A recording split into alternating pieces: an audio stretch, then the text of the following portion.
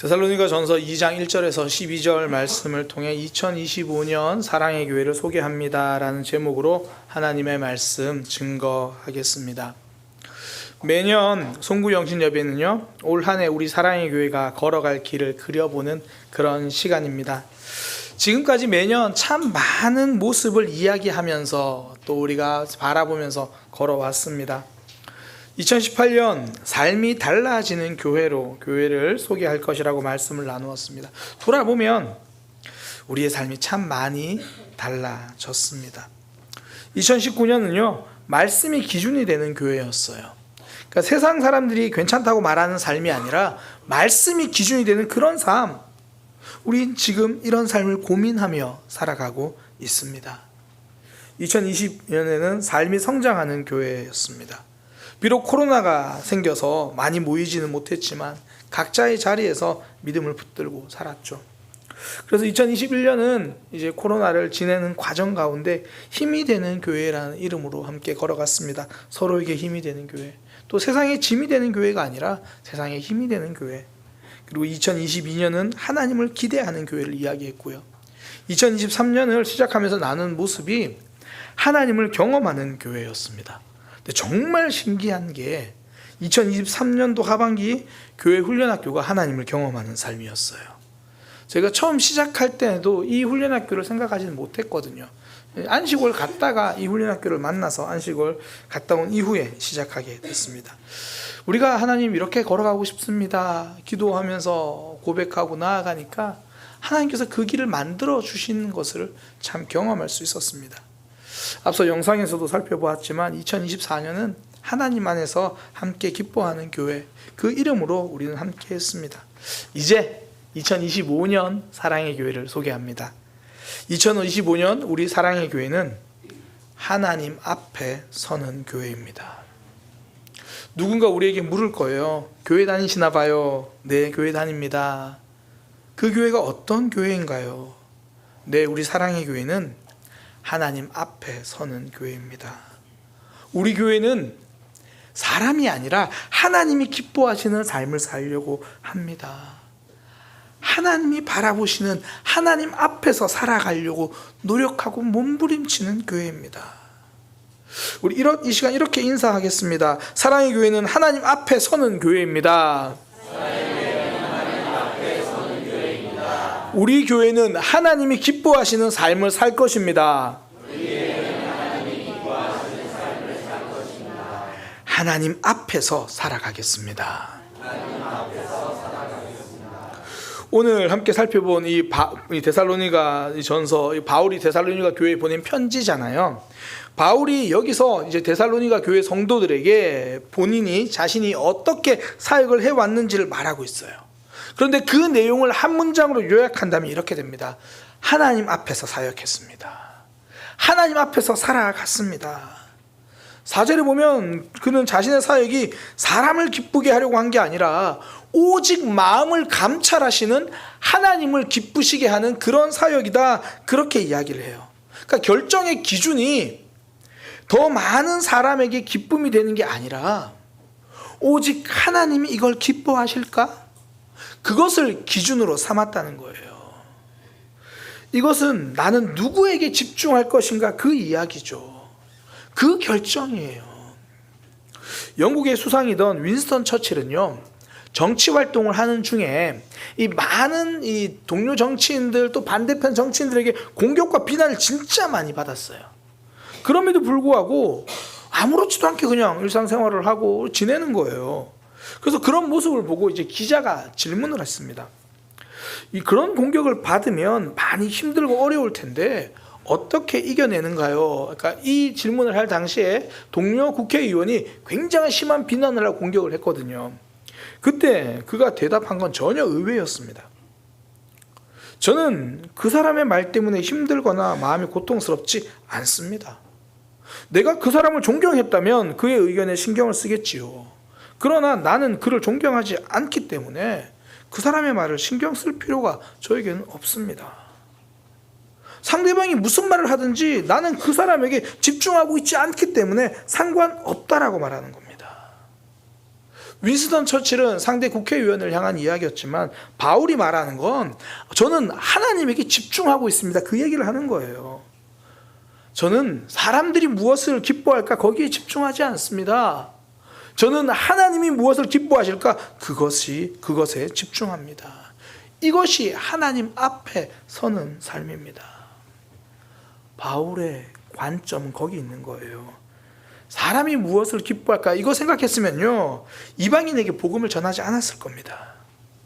바울이 이방인들에게 복음을 전할 때요 유대인들은 도시락 싸들고 다니면서 막 말려요.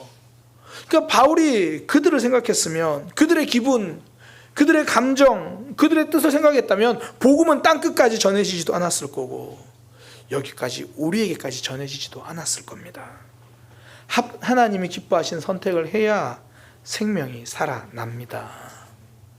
또한 바울은요 사역하는 곳마다 이방인들에게 할례를 받게 하면 안 됩니다. 그런 이야기를 되게 많이 했어요. 바울이 사역할 때마다 많은 유대인들이 우리는 전통적으로 할례를 받아왔고 그것 때문에 하나님의 백성이라는 증거가 되었으니까 이방인들도 할례를 받아야 합니다. 그런 주장이 진짜 많았거든요. 그때마다 바울은 좋은 게 좋은 거라고 그냥 넘어갈 만도 한데 그러지 않았어요. 하나님은 무엇을 기뻐하시나?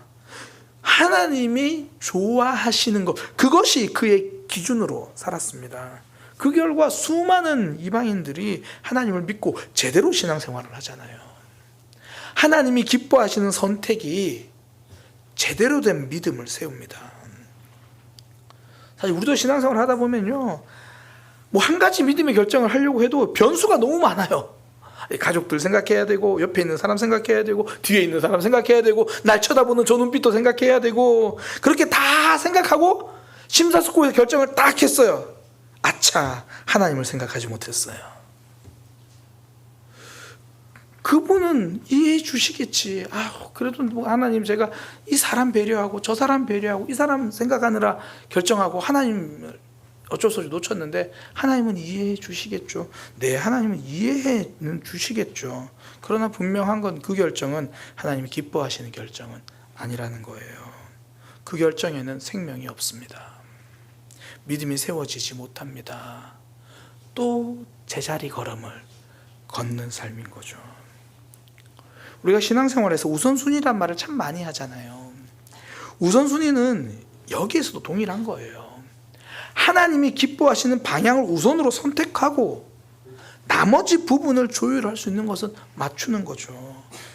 우리가 주일에 예배하는 것 이거 우선으로 하고 나머지 상황에서 어떻게 그들에게 다가가고 그들을 사랑할 것인가. 뿌리가 흔들리면 다 흔들리는 거예요. 성도의 삶은 하나님께 뿌리를 내린 삶입니다. 그러니까 내 삶의 기준이 하나님인 거예요. 하나님이 기뻐하시는 삶, 이것이 흔들리지 않고 사는 것, 그것이 하나님 앞에서 사는 삶이고요. 믿음은 그때 자라기 시작합니다. 동양 고전 논어에 보면 공자가 자신의 삶을 이렇게 말해요. 나는 15살에 공부를 하겠다는 뜻을 세웠고, 그러니까 15 전에는 공부를 안 해도 나는 공자랑 비슷하다 생각하시면 돼요. 난 15살에 공부를 해야겠다는 뜻을 세웠고 지학이라고 하죠. 30세가 되었을 때 뜻이 확고하게 섰으며 이립이라고 부릅니다. 40이 되었을 때 유혹에 흔들리지 않았다. 불혹이라고 말을 해요. 뒤에 지천명, 이순 이런 거 있는데 여기서 나이 40 불혹에 대해서 이야기하려고 해요. 불혹, 유혹에 흔들리지 않았다. 누가 그러더라고요. 40이 가장 많이 유혹에 흔들릴 때라고. 생각해 보세요. 그때 애들 한창 키워야 되고 해야 되고 이것저것 해야 되니까 이게 다 지켜가면서 못하겠다는 거예요. 너무 유혹이 많죠. 그럼 우리는 어떻게 이 불혹의 경지가 실제로 가능이나 할까? 성경에 보니까 이 불혹의 경지에 이른 사람이 한 명 나와요. 요셉인데요. 그는 30세도 이전에, 그 전에 이미 불혹의 경지를 달성했어요. 보디발의 아내가 유혹을 하거든요. 근데 거절해요. 근데 그 이유가 요셉의 심지가 곧아서 그런 게 아니더라는 거예요. 그의 삶에 연륜이 있어서 그런 것도 아니더라는 거예요. 딱 하나, 하나님이 기뻐하지 않으시니까. 그가 이렇게 말하잖아요. 내가 어찌 이 큰 악을 행하여 하나님께 죄를 지으리요. 하나님이 기뻐하지 않으시니까 거절했대요. 부록은 흔들리지 미혹되지 않는 마음을 단련해서 얻어지는 경지가 아닙니다. 하나님이 기뻐하시는 일에 집중할 때 따라오는 결과예요. 우리의 삶도 주변 사람들이 참 많이 흔들죠. 주변 상황이 참 많이 흔들어요. 그것도 사실 돈, 명예 이런 걸로 좀 흔들면 그나마 멋지게 딱 거절하겠는데, 한 사람 말 때문에 흔들리고, 다른 사람의 행동 때문에 흔들리고, 막 저 사람들의 생각 없이 말한 행동 때문에 내 마음이 괴롭고 흔들 때가 많죠. 그때마다 이런저런 생각 때문에 많이 힘들잖아요. 그때 하나님 앞에 서는 성도는요, 여기서 지금 하나님이 무엇을 기뻐하실까, 이것에 집중하는 거예요. 미움에 사로잡히지 않는 것은 마음의 훈련이 잘 되었기 때문에 아니라 오직 하나, 하나님이 기뻐하시지 않는 일이라는 걸 알기 때문에 저 사람은 나를 흔들어도 나는 미워하지 않기 위해서 몸부림을 치는 거죠. 하나님 앞에 나와서 기도하기 시작하고, 그러면서 우리 안에 생명력이 생깁니다. 그러면서 우리가 믿음의 도약을 하는 거예요. 하나님이 기뻐하시는 삶을 향해 걸어갈 때 신앙이 생명력 있게 자라기 시작합니다. 예수님의 십자가도 그 결과잖아요. 예수님도 십자가 앞에서 마음이 흔들렸습니다. 그러나 오직 하나, 하나님이 기뻐하시는 선택이, 그 선택 앞에 예수님은 본인의 마음을 꺾었고 본인의 결정을 꺾었고, 그래서 살리는 결정을 하시죠. 2024년도 우리를 흔드는 많은 일들이 있었습니다. 어쩌면 아직도 그것 때문에 지금 내 마음이 흔들리고 있는 분이 있어요. 지금 여기 엉덩이는 붙이고 앉아있는데 마음은 저기 갔다가 여기 갔다가 지금 흔들릴 때도 많죠. 그때 우리가 기억해야 될 것, 하나님이 기뻐하시는 일은 무엇인가? 하나님은 어떤 선택을 기뻐하실까? 내 마음, 내 감정이 아닌 하나님이 기뻐하시는 삶을 선택하는 믿음의 백성 되시기를 소망합니다. 그게 하나님 앞에 서는 거예요. 우리 교회도 그럴 겁니다. 오직 하나님이 기뻐하시는 길을 갈 것이고요, 오직 하나님이 기뻐하시는 선택을 할 거예요. 우리 한 사람 한 사람이 그 선택을 할 때 우리 교회가 그 선택을 하게 되는 거고, 그 길을 걸어가는 겁니다. 또한 목회자인 저도요, 그런 선택, 그런 길을 걸어갈 수 있도록 많이 기도해 주시기 바랍니다. 두 번째, 하나님 앞에 선 사람은요, 하나님이 나를 바라보신다는 것을 기억하는 그런 삶이에요. 오늘 본문에서 바울은 자신의 삶을 하나님이 증언하실 거다 이렇게 말해요. 하나님이 나의 증인이다. 하나님 내 삶의 증인이다. 무슨 이야기입니까? 하나님이 나를 바라보고 계신다는 걸 기억했다라는 거잖아요. 이전에 한 청년이 제가 질문을 한 적이 있어요. 신앙생활과 종교생활의 차이가 뭐라고 생각하냐. 굉장히 멋지게 표현을 했어요. 종교생활은 관객이 있을 때 하는 것이고, 누가 봐준 사람이 있어야 하는 게 종교생활이라는 거예요. 그러니까 누가 보는 사람 없으면 안 하고 남들이 봐주면 열심히 하고, 그게 종교생활이라는 거죠. 이게 진짜 신학적인 대답인 게, 오스 기니스라는 신학자가요 이렇게 말을 했어요. 성도는 다른 모든 관객을 다 밀어내고 단 한 분의 관객, 하나님 앞에서 살아가는 사람이다. 우리 인생의 유일한 관객은 하나님 한 분이시다. 그렇게 걸어가는 게 신앙이라는 거예요. 유일한 관객, 하나님이 나를 어떻게 보시나. 그러니 수많은 사람들의 시선보다 한 분 하나님의 시선을 더 엄중하게 여기는 거예요. 그러니 아무도 없는 곳에서도 나의 믿음, 나의 신앙생활을 점검하는 거죠. 미라이 율렉스 목사님이 쓰신 책 있잖아요. 아무도 보는 이 없을 때 당신은 누구인가. 아무도 보는 이 없을 때 당신은 누구인가. 하나님의 시선을 의식하며 살아가는가. 사실 오늘날 사람들은 누구보다 사람들의 시선을 의식하며 살아가요. 그게 어떻게 할 수 있냐면, 혼자서 내가 먹는 음식인데 일단 사진을 찍어요. 그리고 남들에게 보여줘요. 아니 그거 내가 먹는 음식인데 사진 찍기 전에 먹으면 큰일 날 것처럼 잠시만요 사진을 찍어요. 그럼 보여줘요. 어떤 이들은 내가 하나님 앞에서 하는 묵상인데 모든 이들이 보는 곳에 올리고 전시를 해요. 물론 지금 우리 큐티 모임도 방에 서로 막 올리고 그래요. 근데 이 목적은 나누자는 목적이지 전시하자는 목적이 아니거든요. 저는 사실 개인적으로 모든 사람들이 볼 수 있는 자리에다가 본인의 묵상을 올리고 전시하는 그 묵상에 내면의 진실함이 얼마나 담길 수 있는지 굉장히 의문입니다. 당장 저부터도요, 말씀 묵상방에다 올릴 때 앞뒤로 기도문은 잘라요. 기도문은 못 올리겠어요.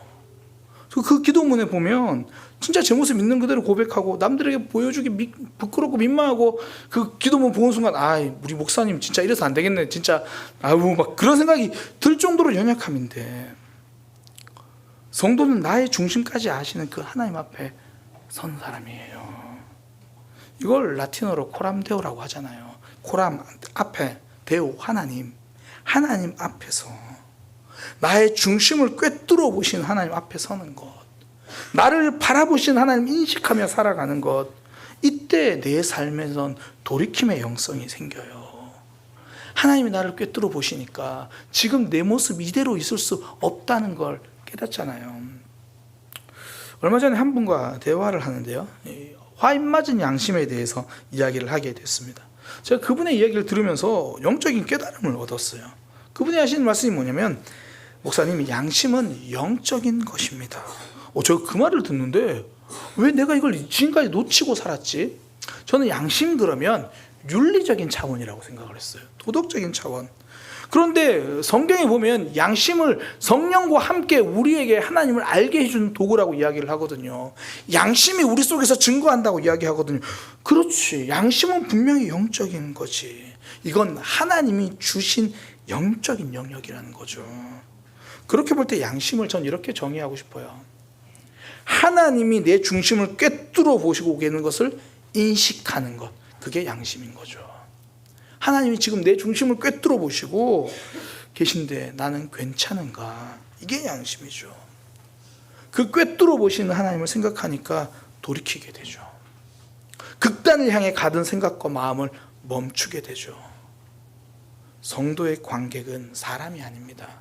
겉모습만 볼 수밖에 없는 사람이 아니라 나의 중심까지 꿰뚫어 보시는 그 하나님이 우리의 유일한 관객이에요.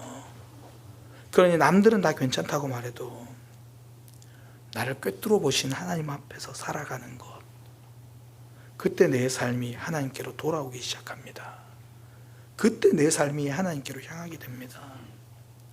저는 우리 사랑의 교회도 사람이 보기에 괜찮아 보이는 교회가 아니라 그 중심과 속까지 꿰뚫어 보신 하나님 보시기에 괜찮은 교회가 되기를 소망합니다. 중심을 보시는 그 하나님 앞에 정직하게 서서 하나님이 원하시는 방향을 향해 걸어가는 교회가 되기를 소망합니다. 2025년 우리는 우리 사랑의 교회를 사람들 앞에서가 아니라 하나님 앞에 서는 그런 교회가 되도록 우리가 각자의 자리에서 걸어갈 겁니다. 하나님이 기뻐하시는 것이 무엇일까? 거기에 초점을 맞출 거고요. 하나님이 우리 삶의 유일한 관객이라는 것을 깨닫고 내 중심을 꿰뚫어 보시는 그 하나님 앞에 내 모습을 고백하며 걸어가는 그런 믿음의 삶이 될 겁니다. 누군가 이제 우리에게 올 한 해 어떤 교회 다니냐고 묻는다면 우리가 다니는 사랑의 교회는 하나님 앞에 서서 살아가는 교회라고 대답할 것입니다.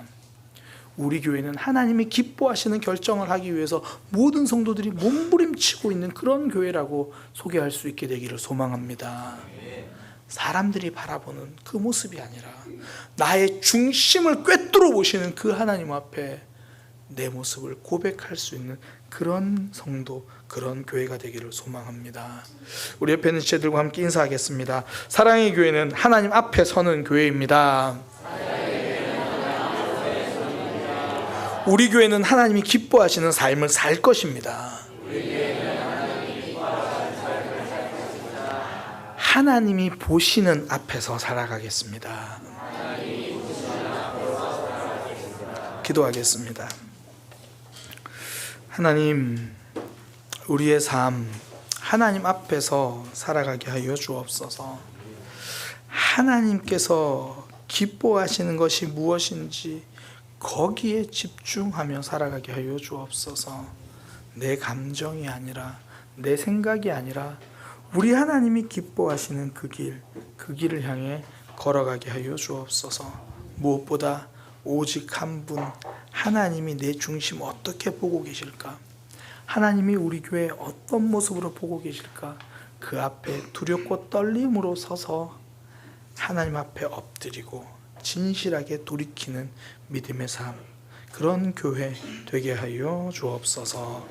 예수님의 이름으로 기도드립니다. 아멘.